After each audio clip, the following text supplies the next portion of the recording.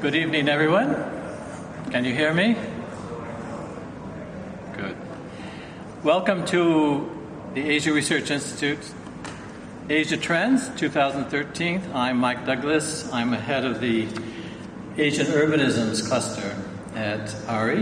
And tonight I'm delighted to have not only a wonderful speaker, but also a wonderful discussant. Let me introduce them in a minute. I want to tell you that this ARI Asia Trends is one of our most treasured events that we have at ARI, in which we can come out to the community, have people from around Singapore come and talk together about the issues that we do research on. Okay, so tonight we're going to have a presentation by Professor Anthony Reid, if I may say Tony, is that all right? And let me give you a little bit of background. I always like to have a fun fact about our presenters. Now you can correct me, Tony, if I'm wrong, but there is a word out that he's actually known as the James Bond of Southeast Asian studies. Not because of his casino abilities, I know of, but his debonair personality. This may be a surprise to him. Jane, I have nothing like that for you, but you can tell me later. Tony's from New Zealand, and he's been actually a founder of almost everything. He founded Asian studies in Australia, right? Association. Then he also founded the Southeast Asia Studies Center at UCLA. And then he was the founder of, right here in Singapore at NUS, of our own Asia Research Institute. So nothing lost, everything found. And who knows what's next you'll be finding. He's a prodigious writer. He's published a number of books. I'll just give you a few titles. The Age of Commerce, a 2-volume set that talks about Southeast Asia from 1450 to 1680. Essential Outsiders, comparing Chinese and Southeast Asia to Jews in Central Europe. Last Stand of Asian Autonomies, which talks about the pressures of modernity. Asian Freedoms, it's considered how far the idea of freedom is indigenous to Southeast Asia. And so on. He's taught at the University of Malaya, for many years at the Australian National University, and he was director here for 7 years, I believe, at ARI. Now he's emeritus professor back at the National Australian University, ANU, and but I'm sure that's not where he just keeps himself, because here he is with us today. I'm very pleased to turn the microphone over to Tony. He's going to be talking about modernity, Puritanism, and the Southeast Asian city. Tony? Let's give him a look.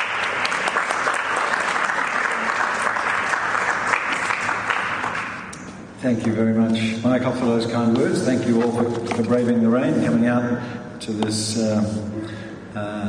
evening.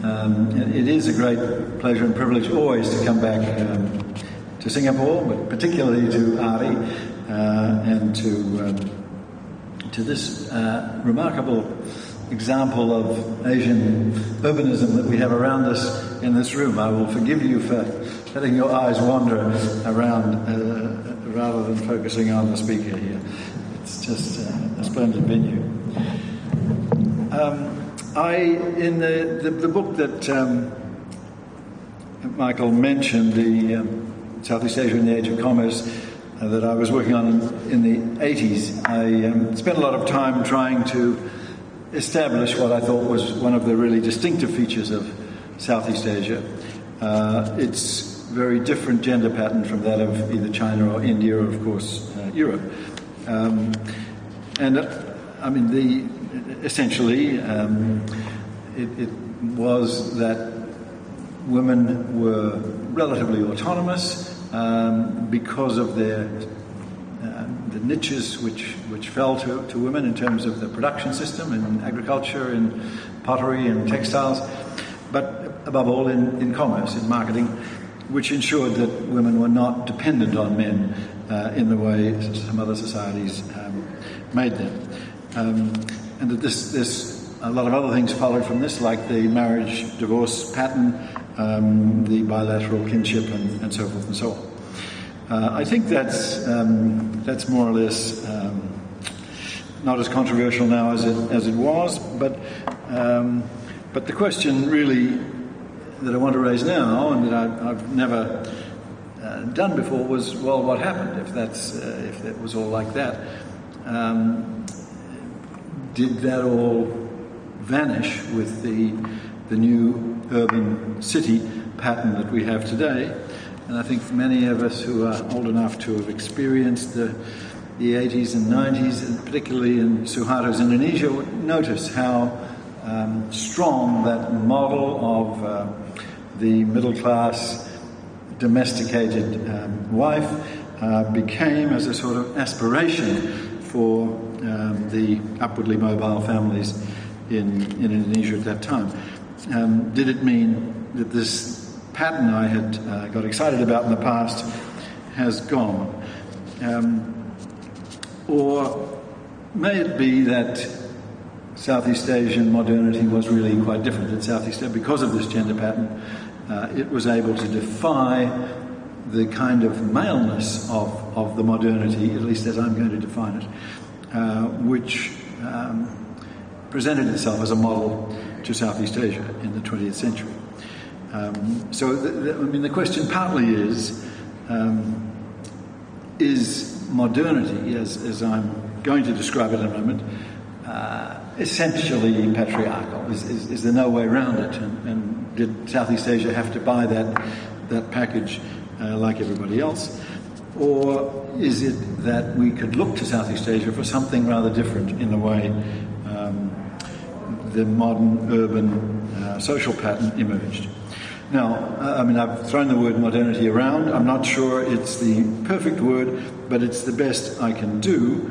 And for something which is epitomized by urban Western Europe, specifically England, France, Holland, and Germany, and of course the United States, though I'm not going to talk so much about the United States because it was not as directly influential on this region.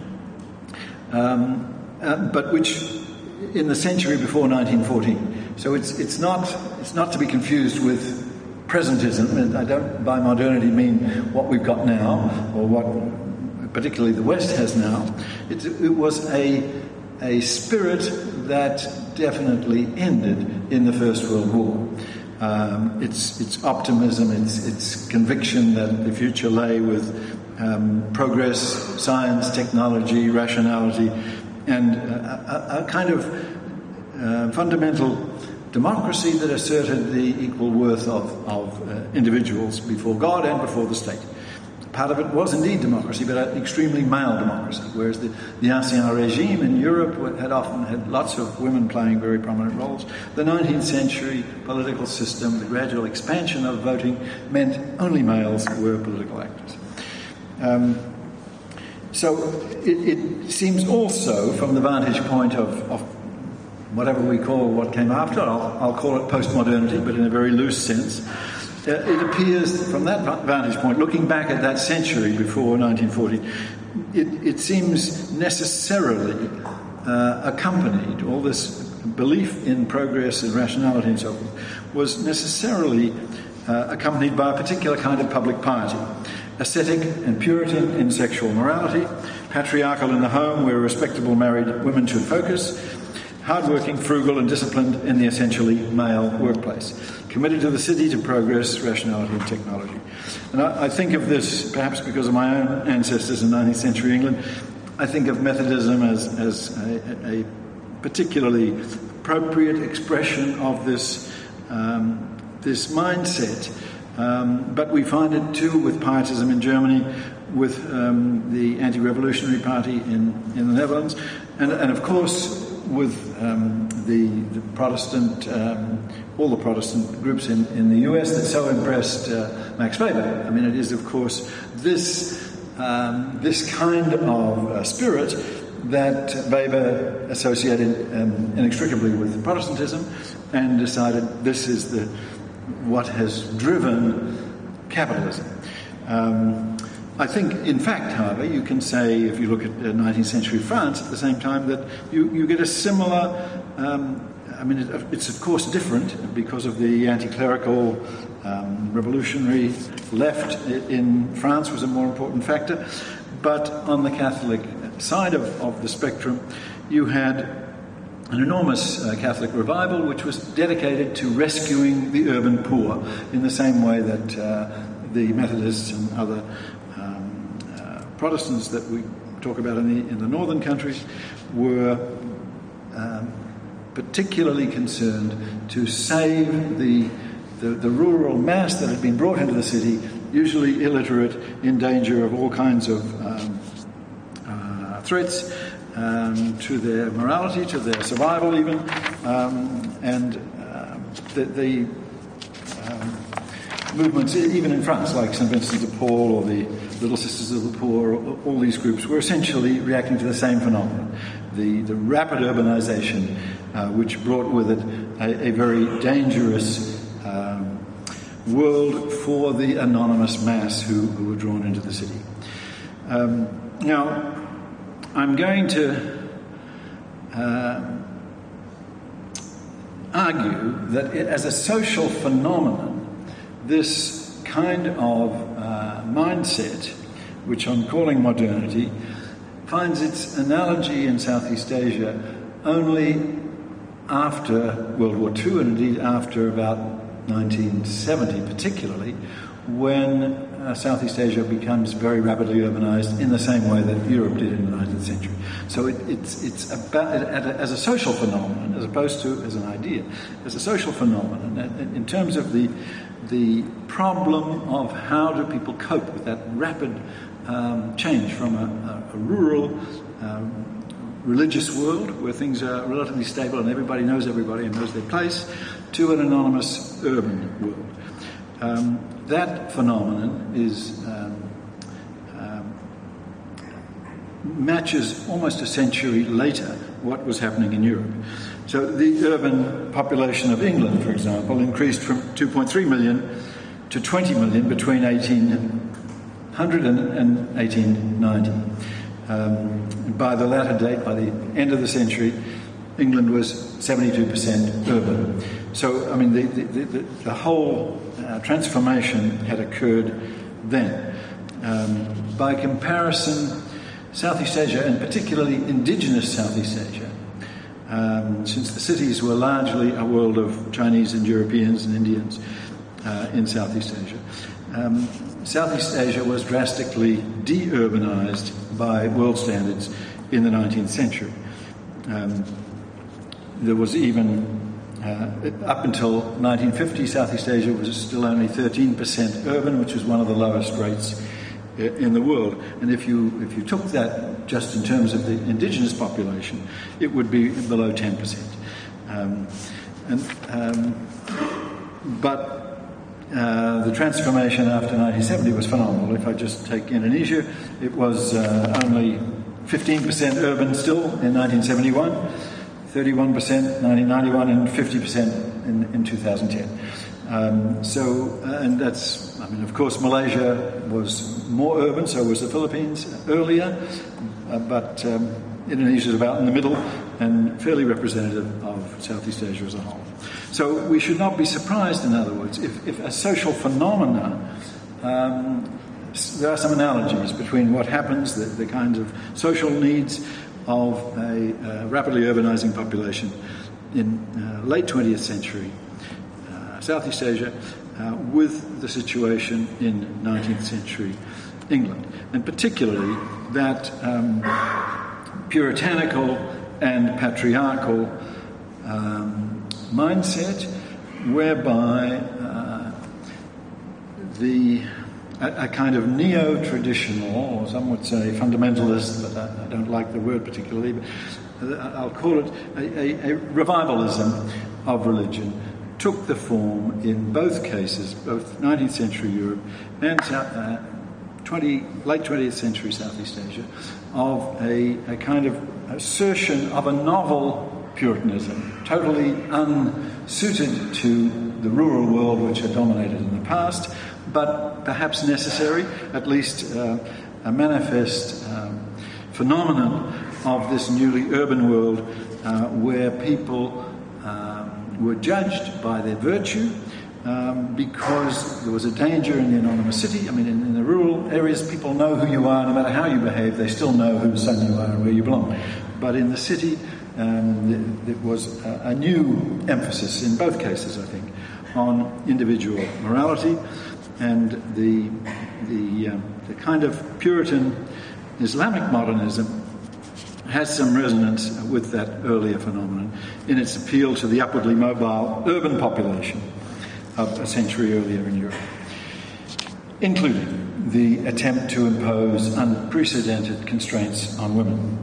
So now let me look at just how what I see as this 19th century European mindset with its emphasis on progress, on the modernity of the new city, made its impact in Southeast Asia. And what I'm going to suggest is that this, at the point when it was a model that became irresistible to elites, I mean, this was the very early 1900s, when the technology seemed enchanting to a new generation, and particularly those who were getting some Western education in the cities of Southeast Asia for the first time in that early 20th century period. At the same time, there were the electricity, the trams, the steamships, the trains, the telegraph, the newspapers, which all suggested this is a new world, this we have to be part of, and progress is what it's about. This very much overcame the earlier sense of a gloom and doom about civilizations in crisis and the defeat at the hands of the West. But so it began at an intellectual level with the tiny elites in the very early 1900s, as opposed to that broader social phenomenon, which I think is happening later. But the modernity on offer was an exclusively male one. All the agents of the colonial state were male at the time when it made its major impact in the early 1900s, as were all the agents of a modern economy, whether they were European or Chinese or Indian or Arab indeed. That kind of model had no place for the economically active Southeast Asian woman. But up until that point, the majority of Southeast Asian women had much more freedom and economic agency than their European counterparts, or indeed, of course, their Chinese or Indian counterparts. They had played economic roles at least equivalent to those of men, even though different. I mean, men did metals, women did textiles and pottery, that sort of thing. There's a certain balance in it. They weren't interchangeable, but there's no doubt that men and women were both productive and earning. I like the comment of Raffles about the Java of his day, that, I quote, "The women alone attend the markets and conduct all the business of buying and selling. It's proverbial to say the Javanese men are fools in money concerns." Of course, I mean, the fools thing is a bit harsh. The point is, and the modern anthropology of gender, of course, is clear, that men are very busy with status. They need to worry about status, and worrying about status means not worrying about money. You can't appear to be worried about money and to be bargaining and driving out bargains. In southern Vietnam, John Crawford found women performing all the tasks that he thought, from a European background or indeed an Indian background, which he also knew, would be reserved for men. The women plough, harrow, reap, carry heavy burdens. They're shopkeepers, brokers, and money changers. And in most of these cases, they're considered not only more expert and intelligent than the men, but what is more extraordinary to Crawford, their labour is generally of equal value. I mean, this idea that women should earn as much as men was obviously strange to this 19th century European mind, but it was a strangeness that they encountered in Southeast Asia. The earliest large-scale manufacturers in Southeast Asia had indeed relied on the productive tradition of women. If you look at the first perhaps large-scale manufacturing enterprise for the world market was the Manila cigar industry from the 18th century, but also the tobacco and batik industries in 19th century Java used almost exclusively female labour. And that, we think that's, unsurprising or something, but it is rather important.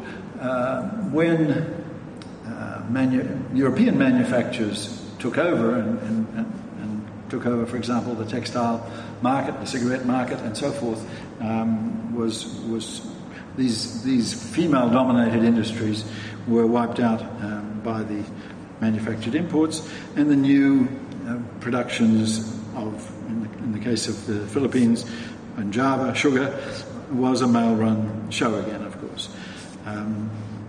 There's a wonderful example in Iloilo that Al McCoy described of how, there are about 60,000 women in and around the town of Iloilo that provided all the cloth of the Philippines, and indeed one of its major export items up till 1860, when the manufactured cotton from Lancashire wiped it out and sugar took over. So everywhere this modern economy of mass production tended to displace women from their traditional roles, and the new European, Chinese-led corporations and employers, of course, looked for males on the model of elsewhere. When they did employ women, they invariably paid them less. I think, this is something I've often played with, but never actually said until now. But the thing we used to worry about a lot in the 1950s and 60s, and that first Bucher, the Dutch economist J.H. Bucher, had this idea of the dual economy, and then Geertz had the idea of the absent indigenous entrepreneur. Why were the indigenous Southeast Asians so ineffective in business? Why is there no entrepreneurial middle class except the Chinese, the Indians, the Arabs, the Europeans?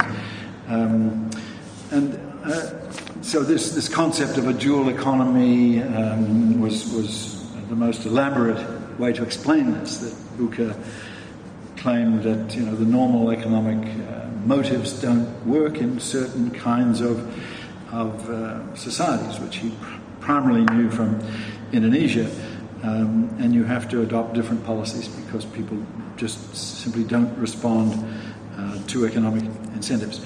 But of course he meant men. And of course this kind of economy which he was expecting should have given rise to the new entrepreneurs was an extraordinarily male economy. So I think this needs to be put into this whole factor. The men were not well prepared by their traditions to take up entrepreneurial roles. They were well prepared to take up status roles. That's what they did, and they did that very well and occupied status roles. But as much of the literature from complaining employers will spell out, the men were simply not very good at taking those commercial initiatives. Socially, there was also, in the 20th century, once we look at the social transformation, which began slowly in the early 20th century as indigenous Southeast Asians began, to get some Western education and to move into the cities and to embrace this idea of a new modern life based on progress and so forth.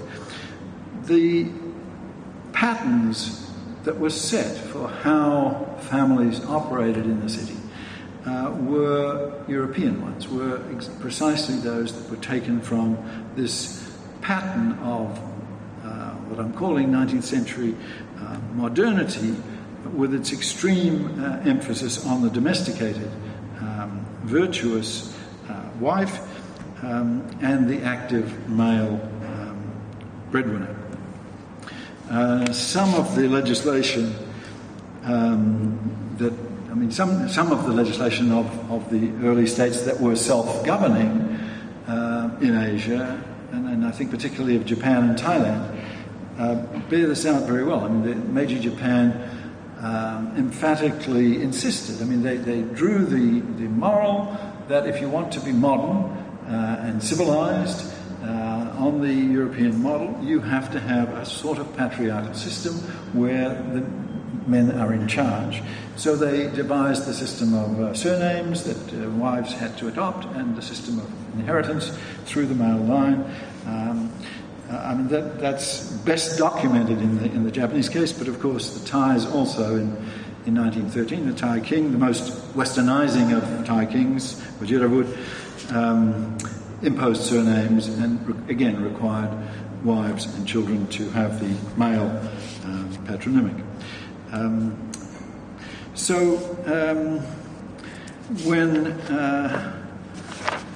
There's been a little interesting work, but there should be more, on the sort of manuals that people were reading about how you organised a modern family.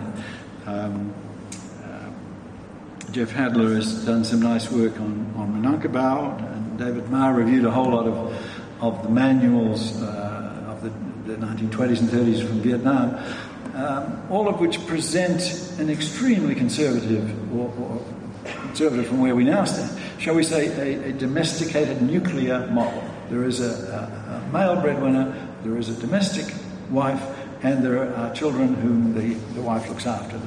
The girls should have a little education, but not too much. They should be educated close to the home at an elementary level so they can run a clean household. The men should be supported by the family to go. It's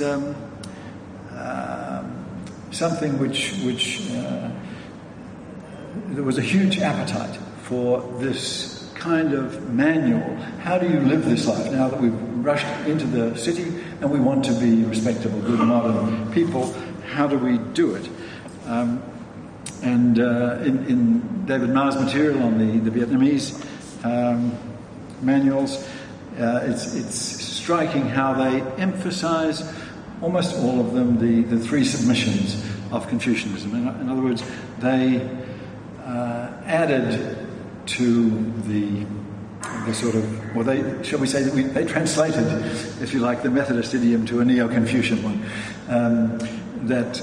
Of course, this Confucian ideal is ancient, of course, and had always been there among the Vietnamese literati, that women should be subordinate to first father, then husband, then son, the three great submissions of women.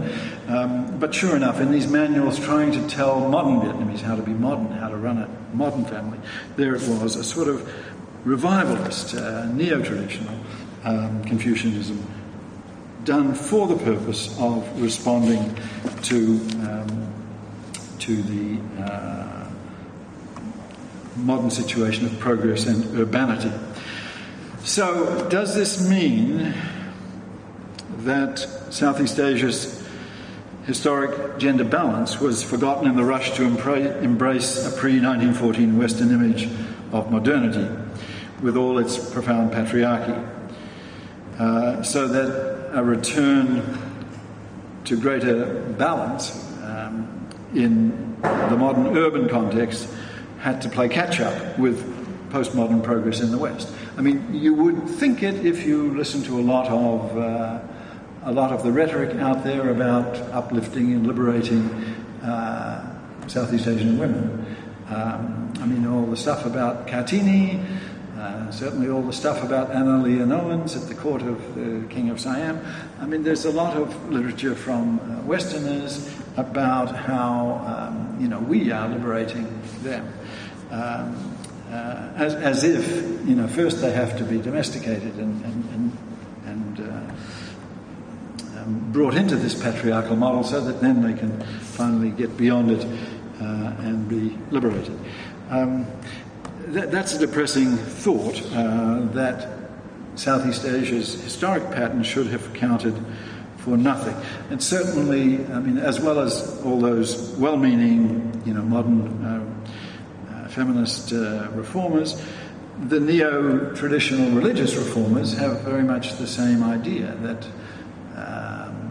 liberated women are a modern Western idea that's alien, and that the true Buddhist or Muslim or Confucian is one who controls the women very carefully. That would be indeed a sad conclusion, and I have sort of wondered if that's all one could say. But I want to say, I'm an optimistic guy, and I want to say actually that it ain't so. That there are some positive ways in which the Southeast Asian experience remained quite differently gendered from the European one and, of course, the Chinese and Indian one. Firstly, I've got 3 points, I think, three and a half, which I will end on, which I think are different and remain different throughout this period in which the combination of a Western prestigious middle-class model and of neo-traditional religious reformers trying to put all the burden of the new morality on virtuous women, which despite that survived. Firstly, despite a century of tutelage in modern Western ideas of fixed and binary sexuality, the new anthropology of gender recognises the widespread survival in Southeast Asia of flexible and heterogeneous gender and sexual identities, strikingly at odds with Western norms. Colonial regimes typically, for example, criminalised homosexuality, and they enforced it on their own, European people in the colonies, with some horrific examples, of course, but they could never enforce it on the indigenous population, which continued to accommodate refugees, European and Chinese refugees from sterner sexual regimes.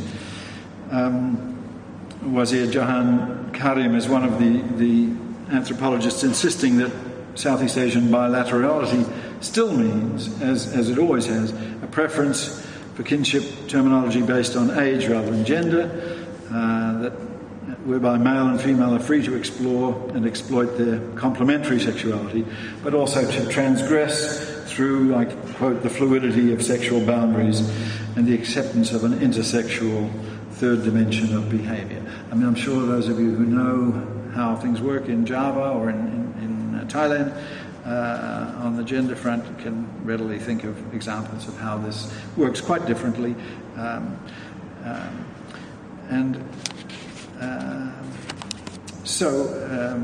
Secondly, Southeast Asian women did appear to make the transition to industrial wage labour more willingly and successfully than European women or Southeast Asian men, even if colonial capitalism insisted on paying them much less.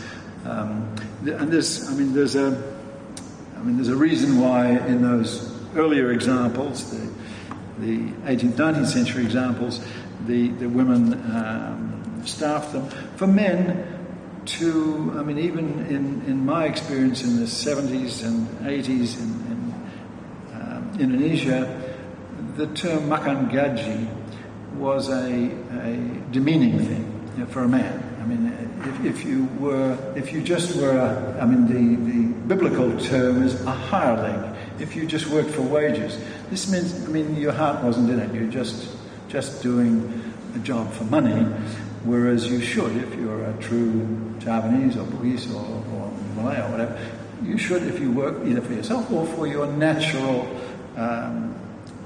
lord or master or patron, person to whom you have symbiotic bonds. Women were always freer to move, to do what needed to be done in order to feed the kids. And they were therefore always freer to go into the factories, to makangaji, to do the demeaning, what might be demeaning to male status concerns.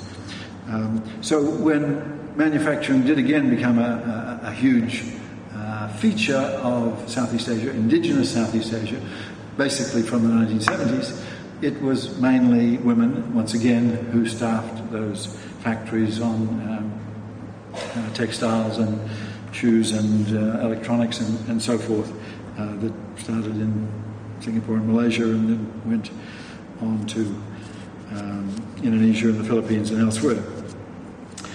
Thirdly, the gender pattern also permitted women more labour mobility than was the case elsewhere, I believe. Even if this was concentrated in the informal sector and often rather invisible to governments. But partly the huge male domination of in the cities on the part of Chinese, Indian and European migrants to the cities, who were all always overwhelmingly male, always had created a demand for female sexual and domestic services, covering the whole range from prostitution to stable marriage. But not only that, also, of course, for this pattern of Filipino women, especially Ilocano women, but also others, migrating since the late 18th century, right through the 90s, migrating to Manila to work in factories. That's been well documented. It's a continuing readiness to move in order to get the job done. We hear a lot about male migration, of the Marantau phenomenon, but actually, in comparison with other societies, this readiness of women to move is very important. And of course, again, since the 1970s, we've seen it take off internationally, with the Philippines leading the world in sending its women out to earn and sustain families by international work, and that's closely followed by Thailand and Indonesia and so forth. So that's my three reasons for suggesting that perhaps the traditional pattern, although it has received a battering at the hands of this kind of modernity, has still produced a different kind of modernity. There's all that my half a point is the political point. I'm not sure that it's of equal weight, and in general, politics, in this sort of balance of what women do and what men do in Southeast Asia, politics is part of what men do. That's the status thing. But I think the readiness of Southeast Asians to vote for and embrace politicians like Cory Aquino, Gloria Macapagal, and Megawati, and Aung San Suu Kyi, and now in Thailand even Yingluck Shinawatra, is not insignificant. It's a suggestion that there is a certain kind of female charisma that is attractive to the region's voters, which seems not quite to be the case in Australia or some other places we could think of. It seems actually a positive thing in terms of generating the kind of charisma that people will vote for to be female. So that's a half which I don't want to say too much. So the confident male ideology of puritanical piety, rationality and suspicion of women outside the home that accompanied the transition in England, France and Holland, but largely died there after 1914, is again an aspect of modernity and rapidly urbanizing Southeast Asia. Nevertheless, Southeast Asians have so far managed the transition from rural peasant poverty to urban modernity with many fewer constraints on female employment and economic autonomy than in 19th century Europe or most other such transitions. Thank you. Thank you, Professor Reid, for that electrifying presentation. I think nature was trying to give emphasis with you on some of your main points. Now I'm also delighted to welcome to the podium Jane M. Jacobs.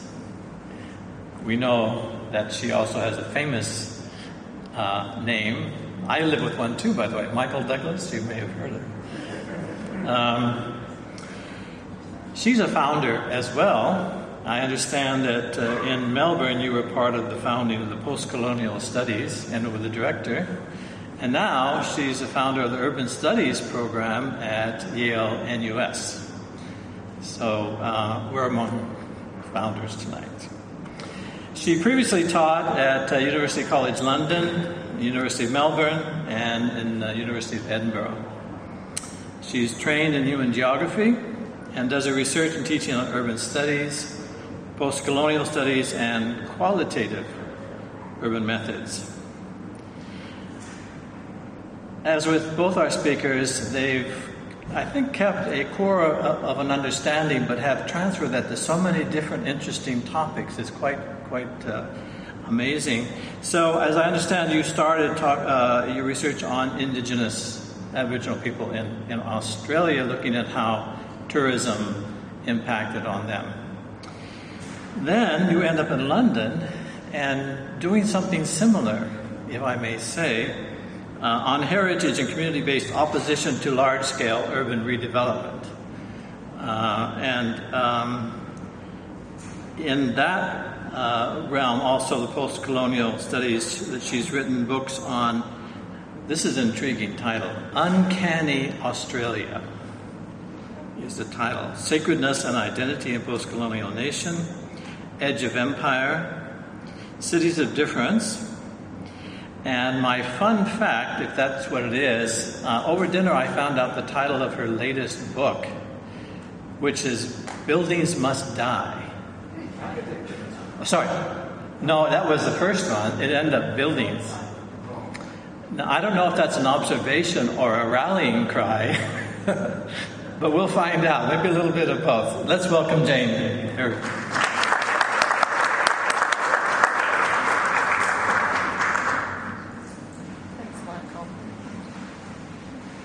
Thank you, Michael. Thank you, Tony, for a lovely paper. Can everyone hear me? Great. I'm going to be referring to handwritten notes. So every now and then I might pause. Thank you, Tony, for a really suggestive and, for me, provocative paper. And I don't mean that I'm going to now attack you. I mean provocative in the best kind of way. I am new to Southeast Asia, Singapore for 2 years. I've done some research on Singapore in the past, but largely I'm a novice in relation to Southeast Asia, a learner. And so I found it very interesting to have a paper that was picking up on themes and issues which I am much more familiar with, which is the nature of urbanization and modernity, largely in a European context, and starting to think about those processes and, if you like, the questions that arose in relation to modernity in Europe under conditions of industrialization and through processes of urbanization, how that does or does not chime, and I don't use the word apply, chime with experiences here in Southeast Asia. Now, because I'm a post-colonial scholar, the thought of understanding Southeast Asia by way of an engagement with processes in Europe is a very familiar structure, and of course a troubling structure from a post-colonial perspective. So, you know, the post-colonial struggle, if you like, is to say imperialism doesn't simply just spread in one blanket way and that people fight back, the empire strikes back. And so what I found very interesting about the paper is that it reminded me that we really need to be thinking much more complexly about those kinds of processes, about the way in which modernity is a concept, but also modernity as a lived reality, being modern, might be aspired to as an embodied practice, a set of social relations, as opposed to just simply a concept that floats around to describe how the world is. And that's all by way of introduction to my notes that are here. I've got 3 quibbles. One is about modernity, one's about gender, and one's about cityness, and in particular Southeast Asian cityness. And they really are quibbles, Tony, but it sounds like, I've got problems with the basic infrastructure of the paper. I don't. So let me begin with thinking about modernity. What I like most, as I said, about this paper is this interest in modernity as modernity. Now, it's very common as a consequence of post-colonial talking back, if you like, to Europe, to think through concepts like alternative modernities, of other modernities, radically different modernities. And I think that that's part of where this paper is going, but what I like is that it doesn't start there. It actually starts with the proposition that Southeast Asia may be experiencing a parallel, slightly belated, but a parallel experience of modernization and therefore concepts of being modern. And that's not so fashionable anymore to make that proposition. But I like the fact that Tony is framing it in these terms, because I think it opens up a set of really important things for us to think about. So the end point I completely agree with, that this might be different here in Southeast Asia. But I want to focus a little bit, pause around the fact that it might not be that different here in Southeast Asia. And I think that what's really nice about the paper is that it pulls forward to us a sense of those similarities: patriarchy, industrialization, urbanization. And they're big things. They're big processes embedded complexly in various kinds of social institutions. But I like the fact that they're pulled through to Southeast Asia, not as things that are transplanted from Europe to here, in and through something called imperialism, but something that arises here and starts to parallel an experience that happened earlier, somewhere else, another time.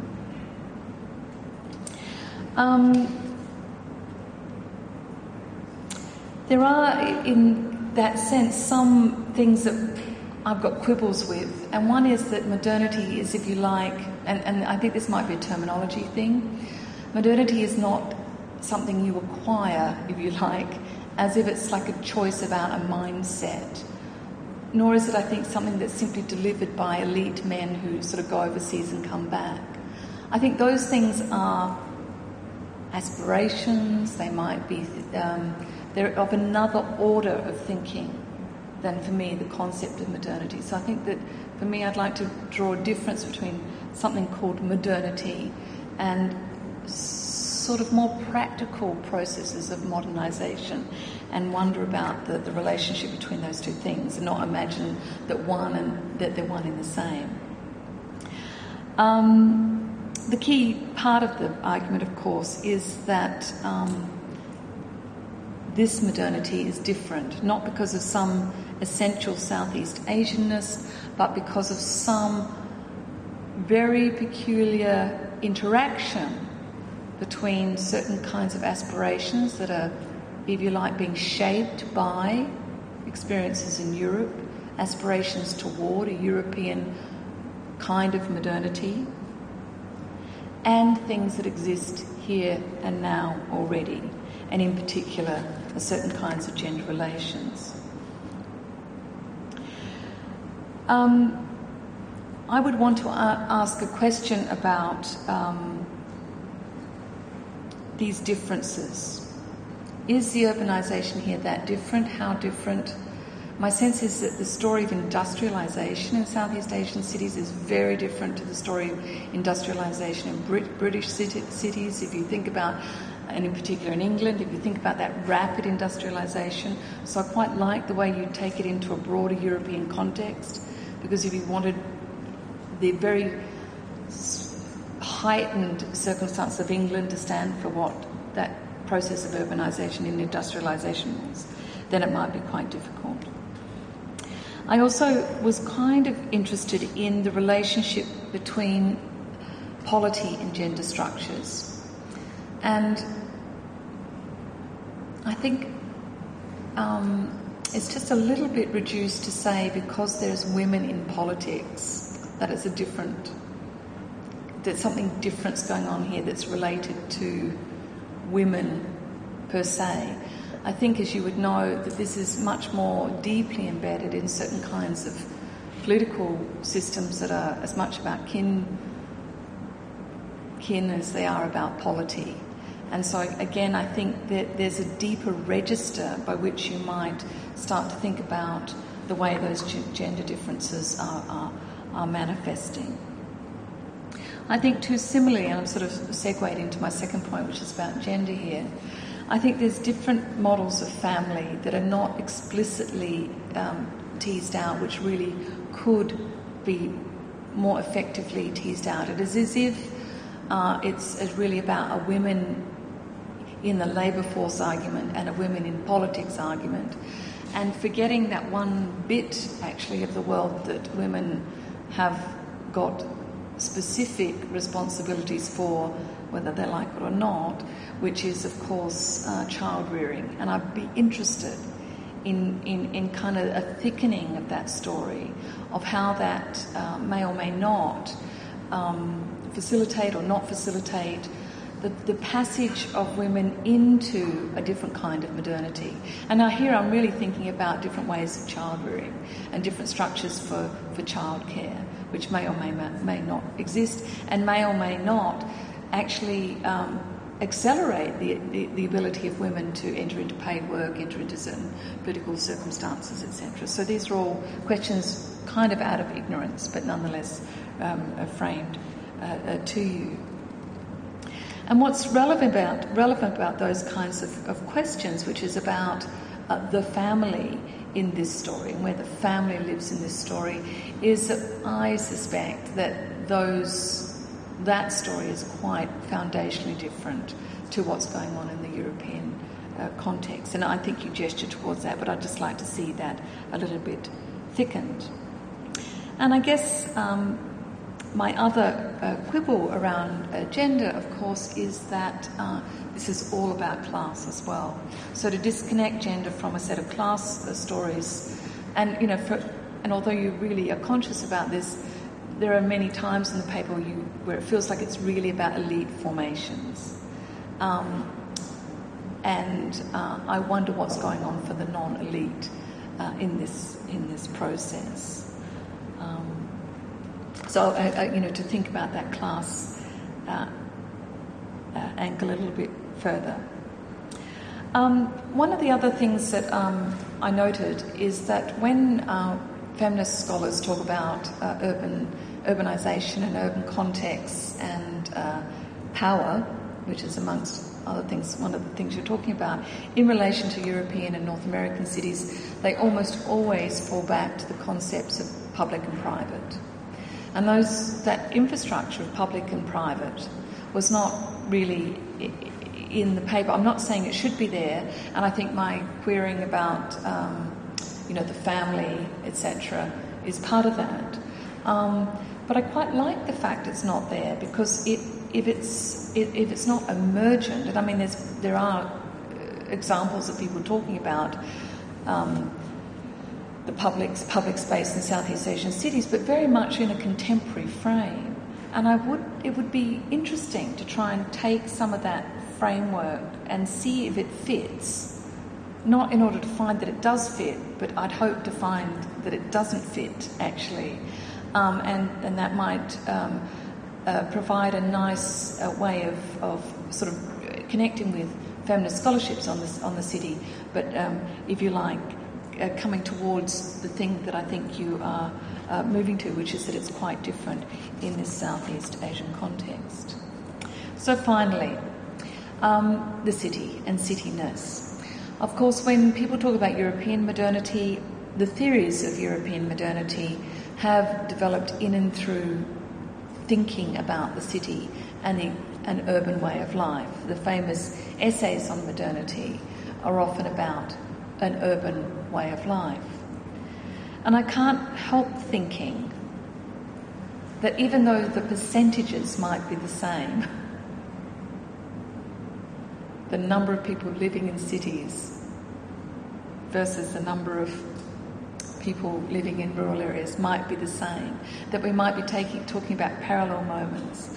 There's something foundationally different in the Southeast Asian context with respect to that relationship between the city and the non-city, ruralness, if you like. And so I would wonder whether, unlike debates about European modernity, which seem to just assume that it's about urbanity and urbanness, that there might be something else going on in Southeast Asian modernity that actually is a bit more deflective of the city, deflects the city in very interesting ways, such that the city is a mere theatre for processes that are spread across into a whole other set of ways of being in the world. And I mean this actually both in terms of rural-urban, but also that, you know, this so-called later modernity in Southeast Asia is also crashes into globalisation in a way that, you know, wasn't the case in the European context, where it was just a different set of logics. This is a wonderful line of inquiry. I really look forward to seeing it fully developed and reading more about it. So thank you.